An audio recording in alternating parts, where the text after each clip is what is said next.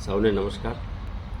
તાજેતરમાં એક સમાજ જીવનના એક શ્રદ્ધાના કેન્દ્ર ઉપર મારી મુલાકાત દરમિયાન જે સરળતાથી એ શ્રદ્ધાના કેન્દ્ર ઉપર સામાન્ય માણસને સમજણ આપવામાં આવતી, ત્યારે મેં એ દિશામાં મારા ઉદ્ગાર એ હતા કે ક્યારેક આપણા આસ્થાના કેન્દ્ર, આપણી આસ્થાના ગ્રંથો, વેદ, પુરાણો, ગીતા, આવા મહાન ગ્રંથોનું અલ્પ જ્ઞાન દ્વારા મનગળંત અર્થઘટન કરીને ક્યાંક સ્વાર્થ હેતુ સાધવાવાળા લોકો હોય છે, ત્યારે આપણી સનાતન ધર્મની પરંપરાને નુકસાન ન થાય હેતુથી યોગ્ય જગ્યાએ માર્ગદર્શન મળે અને જીવન દર્શન માટે આપણને સાચા અર્થમાં જ્ઞાન મળે, એ માટે આપણે પ્રયત્ન કરવો જોઈએ.